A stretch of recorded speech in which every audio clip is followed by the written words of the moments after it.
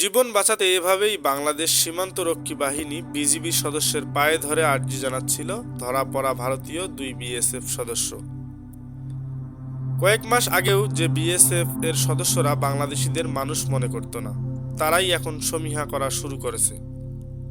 সম্প্রতি ভারতের border security force BSF এর দুই সদস্য অস্ত্রসহ আন্তর্জাতিক সীমান্ত পেরিয়ে বাংলাদেশের অভ্যন্তরে প্রবেশ করে বাংলাদেশের কৃষকদের ধরে নিয়ে যাওয়ার চেষ্টা করেন, কিন্তু স্থানীয়দের প্রচেষ্টায় উল্টো তারা ধরা পড়েন এবং সেখানে চলে আসেন বিজিবি সদস্যরা। মঙ্গলবার কাতার ভিত্তিক সংবাদ মাধ্যম আল জাজিরার অনুসন্ধানী সাংবাদিক ও মানবাধিকার কর্মী জুলকার নাইন শায়ের খান তার ফেসবুক পেজে এই ঘটনার ফুটেজ প্রকাশ করেন। সেখানে বিস্তারিত লিখেছেন। তিনি জানান, এই ঘটনা জানতে পেরেই দ্রুততার সাথে ঘটনাস্থলে নিকটবর্তী ক্যাম্প থেকে বিজিবি সদস্যরা ছুটে আসেন। সাধারণ জনতা ও বিজিবি সদস্যরা এভাবেই অস্ত্রসহ ধরে ফেলে দুই বিএসএফ জওয়ানকে। পরবর্তীতে ক্ষমা প্রার্থনা করায় যথাযথ প্রক্রিয়া অনুসারে তাদের বিএসএফ কর্তৃপক্ষের কাছে হস্তান্তর করা হয়। আর একটি ভিডিও সামাজিক যোগাযোগ মাধ্যমে বেশ আলোচনা তৈরি করেছে। 5 আগস্ট ফ্যাসিস্ট শেখ হাসিনা পালানোর পর থেকে ভারতের চোখে চোখ রেখে কথা বলছে বাংলাদেশ সীমান্তরক্ষী বাহিনী।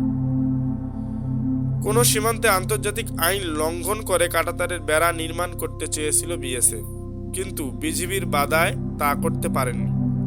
এমনকি সীমান্তে বাংলাদেশি কৃষকদের আতঙ্কে রাখতে কাঁটাতারের বেড়ায় সন্দেহজনক বোতল ঝুলানোর মতো কাজ করেছে বিএসএফ সদস্যরা। আর নিরীহ বাংলাদেশির উপর পশুর মতো গুলি করে হত্যা থামছেই না। অন্যদিকে পাকিস্তান ও চীন সীমান্তে চরম চাপের মুখে রয়েছে ভারতীয় বিএসএফ বাহিনীরা।